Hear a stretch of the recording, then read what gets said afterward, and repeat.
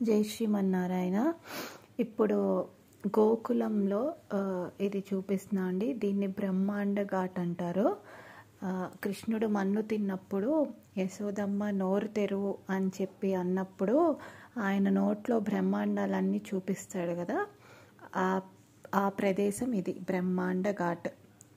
బ్రహ్మాండ ఘాట్ నుంచి కొంచెం దూరంలో ఉదరబంధం, దామోదర బంధం ఉంది కదా, అదే కృష్ణయ్యని రోలుకు కట్టేస్తే రెండు మద్ది చెట్లని విరిచేస్తాడు. ఆ ప్రదేశం ఇక్కడ. ఆ రోలు కూడా ఇప్పటికీ అక్కడే ఉందండి. ఆ రోల్ని కూడా మనం చూసుకోవచ్చు.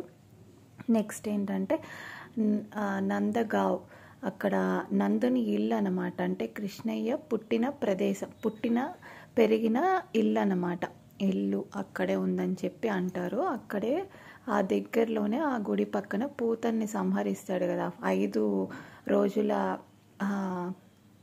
రోజులు ఉన్నప్పుడు కృష్ణయ్యకి ఆ పూతన్ని సంహరించిన ఆ ప్రదేశం కూడా అక్కడే ఉంది. అక్కడ మేమందరం, అక్కడే గోవులన్నీ ఉంటాయి. గోవులకి మనం అక్కడే గడ్డి అవన్నీ పెట్టచ్చు అనమాట. పిల్లల చేత అంతా పెట్టించాము.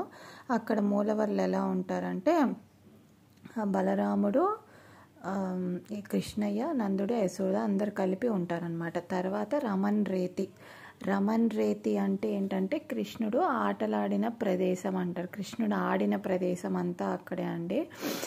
రమన్ రేతిలో అక్కడ అందరూ భక్తులందరూ ఆటపాటలతో డ్యాన్సులు వేస్తూ ఉన్నారు బాగా. అక్కడ ఆడిన మట్టిలో అందరూ దొల్లుతూ ఉన్నారు.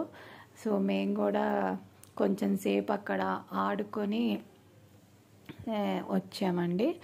ఇది రమన్ రేతి. ఇక్కడ కృష్ణయ్య ఆడుకున్న ప్రదేశం అన్నమాట. అక్కడ అందరూ ఆ మట్టిలోనే అందరూ ఆడుతున్నారు. అంతా అక్కడే చేస్తున్నారు. ఇదండి గోకులం వ్లాగ్. ఈ 4 ప్లేసెస్ చూసుకుంటే గోకులం మెయిన్ సైట్ సీయింగ్ అంతా అయిపోతుంది. దాని ఎదురుగానే జింకలు అన్నీ కూడా ఉంటాయి.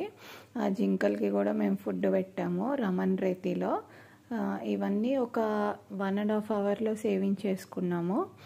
ఇదంతా గోకులం వ్లాగ్ అండి. జై శ్రీమన్నారాయణ. శ్రీమతే రామానుజాయ నమః. హే కేశవ హే మాధవ హే గోవింద, రక్ష రక్ష పాహి పాహి పరమానంద.